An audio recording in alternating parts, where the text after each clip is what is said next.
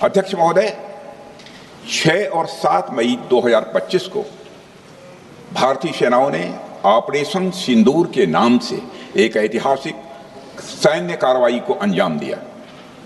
यह केवल एक सैन्य कार्रवाई नहीं थी, बल्कि यह भारत की संप्रभुता, उसकी अस्मिता, देश के नागरिकों के प्रति हमारी जिम्मेदारी और आतंकवाद के खिलाफ हमारी नीति का एक इफेक्टिव और डिसाइसिव डिमॉन्स्ट्रेशन था। अध्यक्ष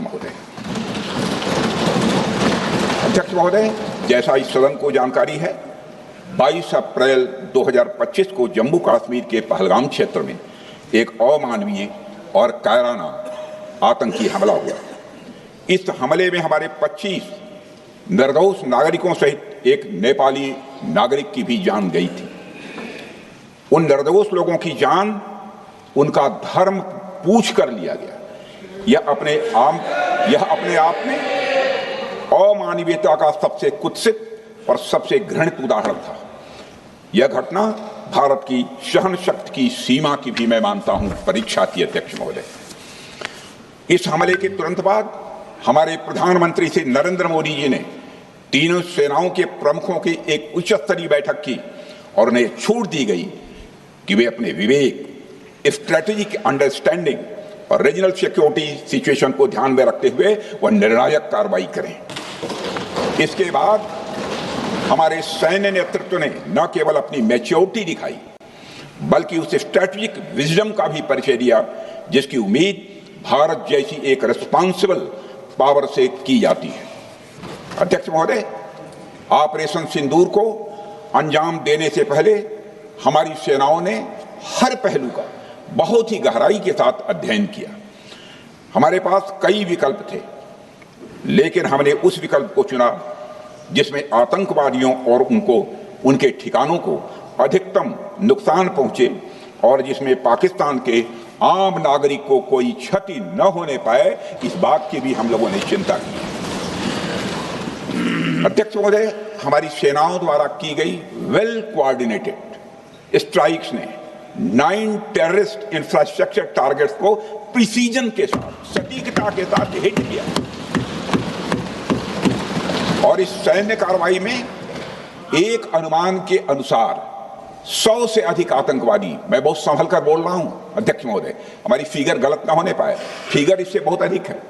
100 से अधिक आतंकवादी, उनके ट्रेनर, उनके प्रशिक्षक, उनके हैंडलर लश्कर-ए-तोयबा और हिजबुल मुजाहिदीन जैसे आतंकवादी संगठनों से संबंधित थे।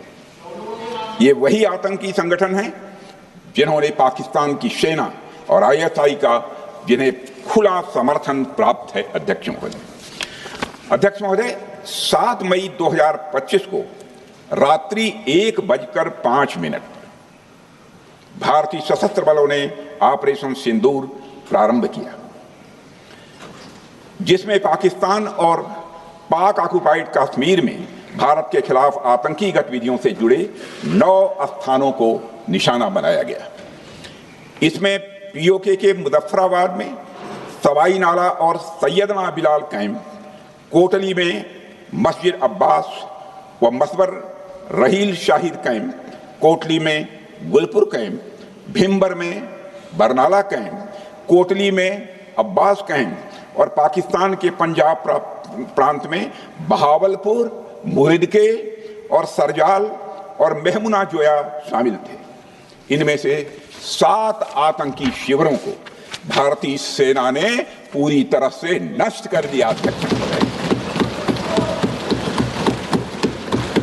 जबकि भारतीय वायुसेना ने मुरिदके और बहावलपुर को नेस्त नाबूद किया, जो लश्कर-ए-तोयबा और जैसे मोहम्मद के केंद्र हैं। पूरा ऑपरेशन मात्र, अध्यक्ष महोदय, जानकर पूरे सदन को प्रसन्नता होगी कि विदिन 22 मिनट्स पूरा ऑपरेशन समाप्त हो गया और हमने आतंकवादियों को उनके घर में घुसकर मारा। सशस्त्र बलों ने हमारी माताओं और बहनों के सिंदूर का बदला लिया और प्रत्येक भारतीय इस भावना से ओत-प्रोत हो गया। अध्यक्ष महोदय, मैं चाहूंगा कि पूरा सदन एक बार हमारे सेना के बहादुर जवानों के शौर्य और पराक्रम का। अध्यक्ष महोदय, यह सिंदूर की लाली शौर्य की कहानी है। यह सिंदूर की लाली शौर्य की कहानी है, भारत के मस्तक पर वीरता की निशानी है। अध्यक्ष महोदय, सेनाओं ने अंधेरी रात होने के बावजूद हमले की सफलता के स्पष्ट एविडेंस भी जुटाए हैं, साक्ष्य है हमारे पास। अध्यक्ष महोदय, हमले के कुछ ही घंटों के भीतर एक प्रेस रिलीज और मीडिया ब्रीफिंग के माध्यम से इन्हें जनता की जानकारी के लिए जारी कर दिया गया था। मुझे यह पुष्टि करते हुए गौरव की अनुभूति हो रही है कि सशस्त्र बल अपने सभी मिशन ऑब्जेक्टिव्स को पूरा करने में पूरी तरह से सक्षम रहे और साथ ही कामयाब रहे। अध्यक्ष महोदय, 7 मई 2025 को हमले माने 1:35 के तुरंत बाद भारतीय डीजीएमओ ने हॉटलाइन संदेश के माध्यम से पाकिस्तान के डीजीएमओ यानी डायरेक्टर जनरल मिलिट्री ऑपरेशन से संपर्क किया और टेरर इंफ्रास्ट्रक्चर के खिलाफ हमारे हमले के रेशनल और मेथोडोलॉजी के बारे में पूरी जानकारी दी और यह तथ्य भी बताया कि ये हमले एस्केलेटरी नेचर वाले नहीं थे, माने इसको हम आगे नहीं बढ़ाना चाहते। जिन मोहि मारा तीन मोहि मारे। अध्यक्ष महोदय, जिस प्रकार प्रभु हनुमान ने लंका में अपनी रणनीति बनाई थी, उसी प्रकार हमने भी उन्हीं को निशाना बनाया जिन्होंने हमें नुकसान पहुंचाया था। हालांकि पाकिस्तान ने इस रेशनल को समझने से इनकार कर दिया और अगले कुछ दिनों तक सिविलियन और सैन्य ठिकानों पर गोलीबारी करके बड़े पैमाने पर सीज फायर वायलेशन करके स्थिति को एस्केलेट करने की उसने कोशिश की। अध्यक्ष महोदय, 7-8 मई 2025 की रात को क्लियरली आइडेंटिफाइड आतंकवाद संबंधी ठिकानों पर हमारे सफल ऑपरेशन के बाद, सफल हमले के बाद पाकिस्तान ने स्थिति को एस्केलेट कर दिया और अनमैन्ड एरियल सिस्टम और अन्य साधनों का उपयोग करके भारतीय वायुसेना के बेसेस, भारतीय वायुसेना के सेंसर्स और सेना के फॉर्मेशन हेडक्वार्टर्स से लेकर ब्रिगेडों तक पर भी उसने हमला कर दिया। हालांकि हमारी इंटीग्रेटेड एयर डिफेंस ग्रिड और काउंटर यूएस ग्रिड ने इन हमलों को सफलतापूर्वक विफल कर दिया। अध्यक्ष महोदय, यस-400 यमारसैन आकाश मिसाइल सिस्टम और एयर डिफेंस गन्स बहुत प्रभावी साबित हुई हैं। अध्यक्ष महोदय, इस एस्केलेशन पर हमारा जवाबी हमला स्विफ्ट, प्रोपोर्शनेट और नवातुला था। अध्यक्ष महोदय, जिसमें 8 मई 2025 को केवल चुनिंदा पाकिस्तानी एयर डिफेंस सिस्टम और सेंसर नेटवर्क को प्रिसीजन गाइडेड मिशन द्वारा म्यूनिशंस द्वारा जो है टारगेट किया गया। अध्यक्ष महोदय, हमारी कार्रवाई पूरी तरह से सेल्फ डिफेंस में थी, न तो वह प्रोवोकेटिव थी और न तो एक्सपेंशनिस्ट थी। पाक द्वारा ये हमले 7 मई 25 से लगातार चले और 10 मई 2025 को रात लगभग 1:30 पर पाकिस्तान ने बड़े पैमाने पर भारत के ऊपर मिसाइल, ड्रोन, रॉकेट और अन्य लॉन्ग रेंज वेपन्स का इस्तेमाल किया। इसके साथ साथ उन्होंने इलेक्ट्रॉनिक वॉरफेयर से जुड़ी टेक्नोलॉजीज का भी सहारा लिया। अध्यक्ष महोदय, उनके निशाने पर हमारे भारतीय वायुसेना के अड्डे, थल सेना के एम्यूनिशन डिपोज, हवाई अड्डे और मिलिट्री कैंट थे। अध्यक्ष महोदय, यह कहते हुए मुझे गौरव की अनुभूति हो रही है कि हमारे air defence system, counter drone system और इलेक्ट्रॉनिक इक्विपमेंट्स ने पाकिस्तान के इस हमले को पूरी तरह से नाकाम कर दिया। पाकिस्तान हमारे किसी भी टारगेट को हिट नहीं कर पाया। अध्यक्ष महोदय, और हमारे किसी भी इंपॉर्टेंट एसेट को नुकसान नहीं हुआ है। हमारी सुरक्षा व्यवस्था अध्यक्ष महोदय चाक चौबंद थी और हर हमले को हम लोग रोका गया। मैं इसके लिए भारतीय सेना के बहादुर सैनिकों की जमकर सराहना करता हूं, जिन्होंने दुश्मन के हर मंसूबे पर पानी फेर दिया। और अपने प्रतिपक्ष के मित्रों से भी कहना चाहता हूं, एक बार फिर से भारत के सेना के जवानों का कम से कम मेज थपथपाकर उनका अभिनंदन करिए। बहुत बहुत धन्यवाद। बहुत बहुत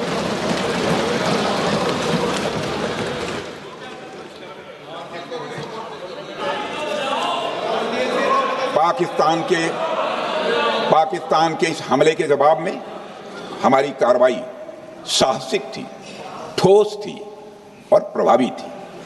भारतीय वायुसेना ने वेस्टर्न फ्रंट पर पाकिस्तान के हवाई अड्डों, command and control systems, military infrastructures और एयर डिफेंस सिस्टम को निशाना बनाया और इस मिशन को हमारी सेनाओं ने सफलतापूर्वक अंजाम देने में कामयाबी हासिल की। अध्यक्ष महोदय, हमारी सेनाओं ने चकलाला, सरगोधा, रफीकी, रहीम यार खान, जैकबाबाद, सुक्कुर और भोलारी जैसे बड़े एयरबेस पर प्रहार किया और पूरी दुनिया ने भारतीय वायुसेना के शौर्य और पराक्रम की तस्वीर देखी।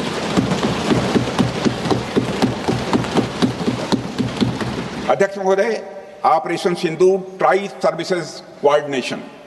सर्विसेज कोऑर्डिनेशन का एक बेमिसाल उदाहरण था।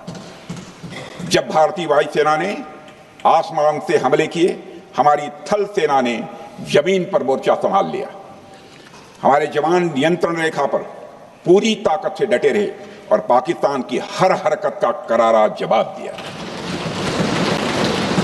अध्यक्ष महोदय, भारतीय नौसेना ने भी, लोग पूछते हैं भारतीय नौसेना का क्या रोल था, भारतीय नौसेना ने भी उत्तरी अरब सागर में अपनी तैनाती मजबूत कर दी।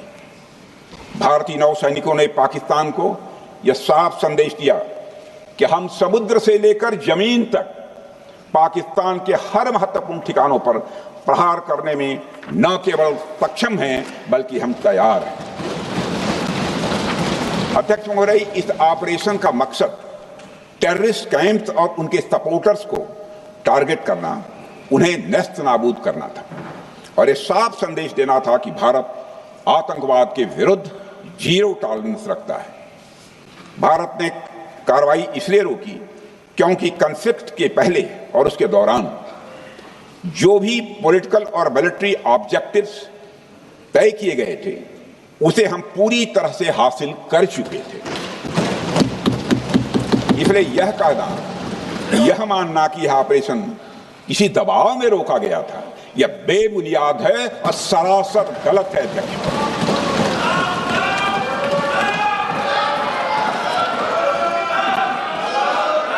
मैं सदन को फिर से आश्वस्त करना चाहता हूं, अपने राजनीतिक जीवन में अध्यक्ष महोदय, मैं आपके माध्यम से सदन को आश्वस्त करना चाहता हूं, अपने राजनीतिक जीवन में जानबूझकर कभी भी असत्य न बोलूं, इसकी भरपूर कोशिश की है मैंने, चाहे सदन हो अथवा सदन के बाहर। अध्यक्ष महोदय, मैं आपके माध्यम से सदन को यह भी अवगत कराना चाहता हूं,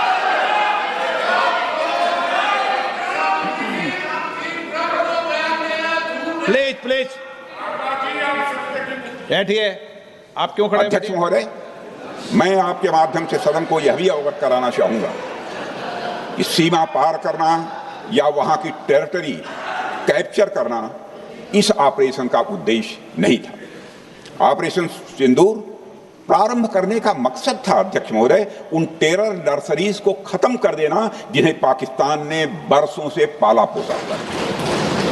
और यह ऑपरेशन उन मासूम परिवारों को न्याय दिलाने के लिए लॉन्च किया गया था जिन्होंने पाक स्पॉन्सर्ड टेररिस्ट अटैक्स में अपने प्रियजनों को खोया था। हमारी सेनाओं ने सिर्फ उनको टारगेट किया जो इन आतंकियों को सपोर्ट करते हुए भारत पर हमला करने की कोशिश में लगातार शामिल थे। अध्यक्ष महोदय, ऑपरेशन सिंदूर का ओवरऑल पॉलिटिको मिलिट्री ऑब्जेक्टिव यह था कि आतंकवाद के रूप में प्रॉक्सी वार लड़ रहे पाकिस्तान को सजा दी जाए और इसी वजह से आर्म फोर्सेज को पूरी आजादी दी गई थी कि वो अपने टारगेट खुद चुने और करारा जवाब दें। और इस ऑपरेशन का उद्देश्य कोई भी युद्ध छेड़ना नहीं था, बल्कि फोर्स के डिमॉन्स्ट्रेटिव यूज से एडवर्सरी को झुकने के लिए मजबूर करना था। 10 मई की सुबह जब भारतीय वायुसेना ने पाकिस्तान की मल्टीपल एयरफील्ड्स पर करारा प्रहार किया तो पाकिस्तान ने हार मान ली है अध्यक्ष महोदय। और हॉस्टिलिटी रोकने की कोशिश की, अब रोक दीजिए महाराज। उन्होंने एक कोशिश की, हमारे डीएमओ से बात की, महाराज अब रोक दीजिए, बहुत हो गया। यह पेशकश इस कैबिनेट के साथ स्वीकार की गई थी। सुने, रुकिए तो रुकिए, बता दूंगा,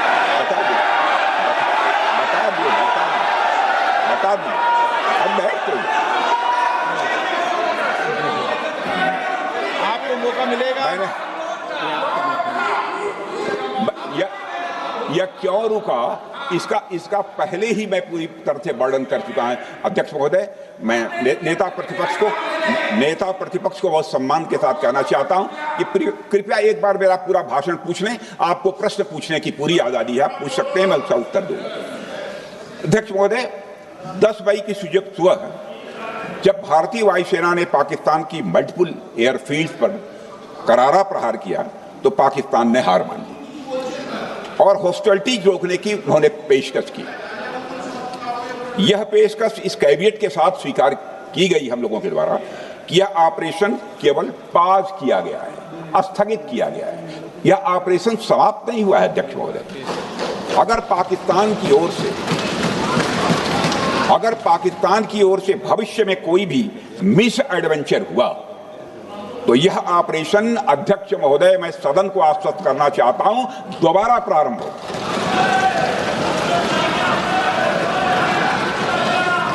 अध्यक्ष महोदय, भारतीय वायुसेना के जबरदस्त हमलों, नियंत्रण रेखा पर थल सेना की मजबूत जवाबी कार्रवाई और नौसेना के हमलों के डर ने पाकिस्तान को झुकने के लिए मजबूर कर दिया अध्यक्ष महोदय।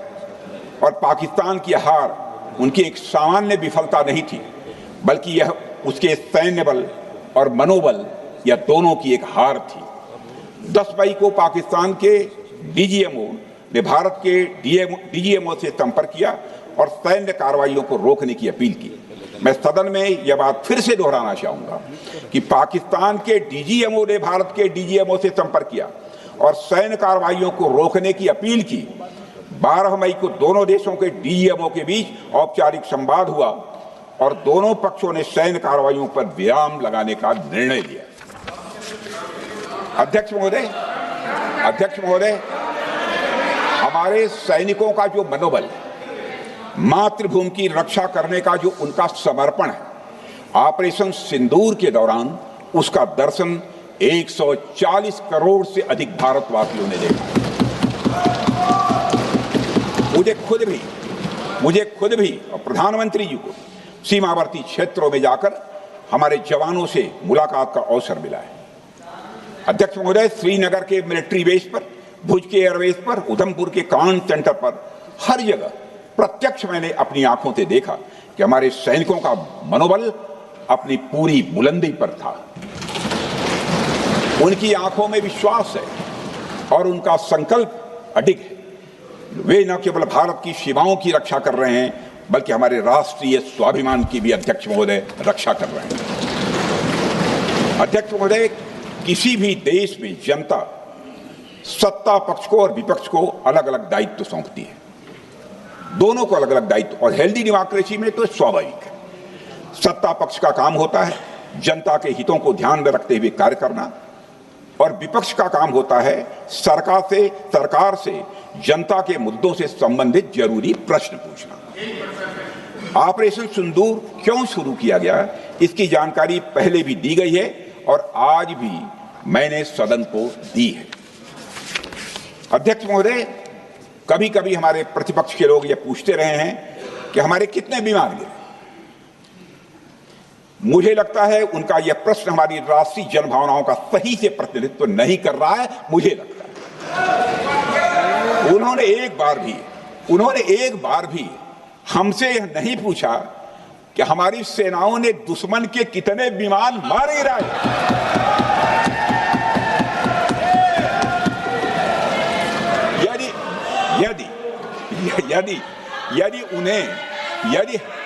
यदि उन्हें प्रश्न पूछना ही है अध्यक्ष महोदय, तो उनका प्रश्न यह होना चाहिए, क्या भारत ने आतंकवादी ठिकानों को तबाह किया? तो उसका उत्तर है हाँ हाँ हाँ, मैं विपक्ष के सम्मानित साथियों से कहना चाहता हूं कि आपको प्रश्न पूछना है तो यह प्रश्न पूछिए, क्या ऑपरेशन सिंदूर सफल रहा? तो उसका उत्तर है हाँ।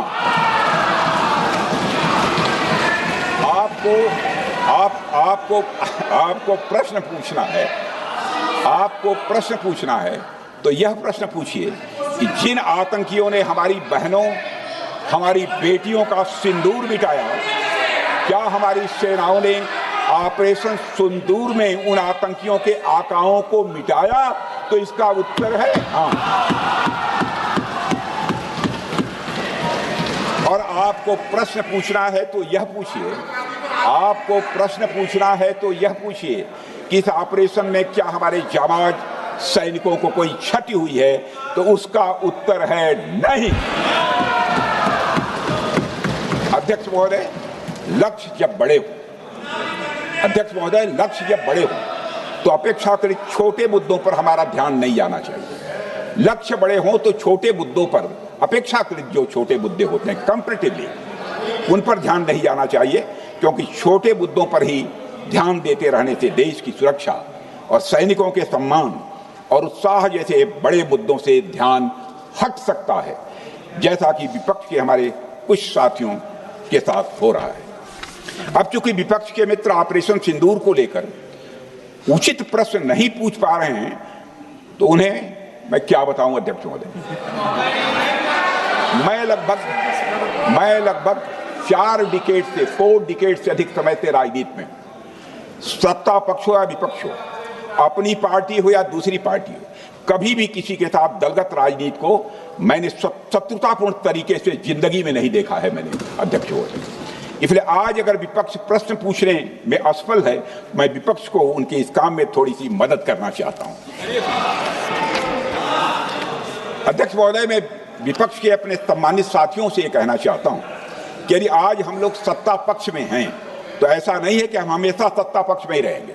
यह आवश्यक नहीं है, किसी के लिए आवश्यक नहीं। एक लंबा समय हमने विपक्ष का काम किया है, एक लंबा समय हमने सरकारों से सवाल पूछने में लगाया है। जनता ने जब हमें विपक्ष में रहने का दायित्व सौंपा था तो हमने विपक्ष में रहकर विपक्ष की भूमिका को बड़े ही सकारात्मक तरीके से निभाया भी। अध्यक्ष महोदय, विपक्ष में रहकर हमने कैसे प्रश्न पूछे, इसके कुछ उदाहरण मैं यहां रखना चाहता हूं। 1962 में अध्यक्ष महोदय, चीन के साथ हुए युद्ध में जब दुखद परिणाम आया तो हमने उस समय की सरकार से यह पूछे थे, लेकिन वह प्रश्न यह था कि हमारे देश की धरती पर दूसरे देश का कब्जा कैसे हुआ। हमने यह प्रश्न पूछा था कि हमारी सेना और हमारी जनता अपमानित क्यों हुई। हमने यह प्रश्न पूछा था कि बड़ी संख्या में हमारे सैनिक हताहत कैसे हुए। हमने यह प्रश्न नहीं पूछा कि हमारे टैंक, हमारी मशीनें, हमारी बंदूकें क्यों ध्वस्त हो गई। यह प्रश्न हम लोगों ने नहीं पूछा। मशीनों और तोपों की चिंता न करके, मशीनों और तोपों की चिंता न करके अध्यक्ष महोदय, हमने देश की टेरिटरी की चिंता की, हमने देश के सैनिकों की। इसी तरह 71 के युद्ध में, 71 के युद्ध में जब हमने पाकिस्तान को सबक सिखाया, उस समय की सरकार को मैं बधाई देना चाहता हूं। हमने अपने राजनीतिक और सैन्य नेतृत्व की प्रशंसा की। हमने ये नहीं देखा कि किस दल की सरकार है, किस विचारधारा की सरकार है, इसकी चिंता नहीं की कभी। हमारे नेता अटल बिहारी वाजपेयी ने संसद में खड़े होकर उस समय के नेतृत्व की प्रशंसा की थी। हमने इस बात की खुशी जाहिर कि हमने अपने शत्रु को सबक सिखाया। हमने उस दौरान यह प्रश्न नहीं पूछा कि इस सबक सिखाने के दौरान में भारत के कितने प्लेन्स गिरे, भारत के कितने इक्विपमेंट्स बर्बाद हुए। यह प्रश्न अध्यक्ष महोदय उस समय भी हम लोगों ने नहीं पूछा। अध्यक्ष महोदय, यदि मैं इसे और भी प्रैक्टिकल तरीके से समझाऊं, तो किसी भी परीक्षा के परिणाम में रिजल्ट मैटर करता है। यदि किसी परीक्षा में कोई बच्चा अच्छे मार्क्स लेकर आ रहा है तो हमारे लिए उसके मार्क्स मैटर करने चाहिए। हमें इस बात का ध्यान नहीं रखना चाहिए कि एग्जाम के दौरान उसकी पेंसिल टूट गई थी या उसकी पेन खो गई।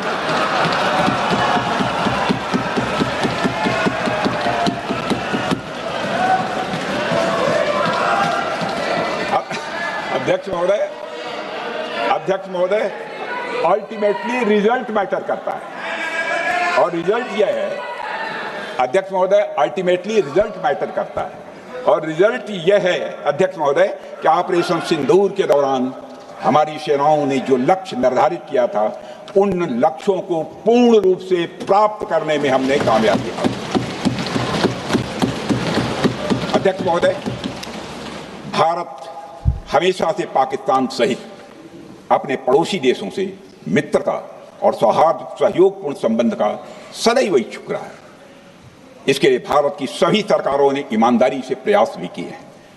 वह चाहे आदरणीय लाल बहादुर शास्त्री जी हों या अटल बिहारी वाजपेयी जी हों या हमारे स्वर्गीय मनमोहन सिंह जी हों या प्रधानमंत्री श्री नरेंद्र मोदी जी, सभी ने हमेशा चाहा है कि इस इलाके में शांति और समृद्धि बनी रहे। सभी ने यह चाहा। अध्यक्ष महोदय, यह बात हमारी सिविलाइजेशनल वैल्यूज के साथ मेल खाती है, इसलिए ऐसा हुआ। अध्यक्ष महोदय, पूरा विश्व जानता है कि पूर्व प्रधानमंत्री से अटल बिहारी वाजपेयी जी ने शांति का संदेश लेकर 1999 में लाहौर बस यात्रा की थी। वह सिर्फ एक यात्रा नहीं थी, वह यात्रा भारत की संस्कृति और शांति की प्रतीक थी। यह हमारे भारत की प्रकृति थी। लाहौर पहुंचकर से अटल बिहारी वाजपेयी जी ने मीनारे पाकिस्तान पर विजिटर्स बुक में जो लिखा था, जिसका जिक्र लोग आज भी करते हैं, और उन्होंने लिखा था, उसकी मैं चर्चा करता हूं। उन्होंने लिखा था कि मीनारे पाकिस्तान से मैं पाकिस्तान की जनता को यह विश्वास दिलाना चाहता हूं कि भारत अस्थायी शांति और मित्रता का आकांक्षी है। मैंने पहले भी कहा है और फिर भी कहता हूं, एक स्थिर और समृद्ध पाकिस्तान भारत के हित में है, इसमें कोई संदेह नहीं होना चाहिए। अध्यक्ष महोदय, यह हमारी सोच थी, यह हमारी शांति की पहल थी। यह पहल हमारी हजारों साल पुरानी सांस्कृतिक चेतना, हमारी नैतिक शक्ति और हमारी सभ्यता के उन मूल्यों से निकली थी जो शांति को शक्ति मानती है। अध्यक्ष महोदय, लेकिन हमारे शांति के प्रयास को हमारी नाइविटी, उदारता या सरलता समझ लिया गया। जब हम शांति के लिए कदम बढ़ा रहे थे, उसी वक्त पाकिस्तान कारगिल में घुसपैठ की साजिश रच रहा था। हम दोस्ती की राह पर थे तो वो षड्यंत्र की राह पर था। जब हम मामला खुलकर सामने आया तो हमारे वीर सैनिकों ने इस घुसपैठ के खिलाफ कार्रवाई करना प्रारंभ किया, और जब भारत की जीत सामने दिखाई दे रही थी तो पाकिस्तान ने परमाणु युद्ध की धमकी दे डाली। अध्यक्ष महोदय, तब हमारे प्रधानमंत्री, तत्कालीन प्रधानमंत्री आदरणीय अटल बिहारी वाजपेयी जी ने कहा था, पाक सेना के परमाणु हमले से भारत का तो कुछ नहीं बिगड़ेगा, लेकिन पाकिस्तान दूसरे दिन का सूरज नहीं देख पाएगा।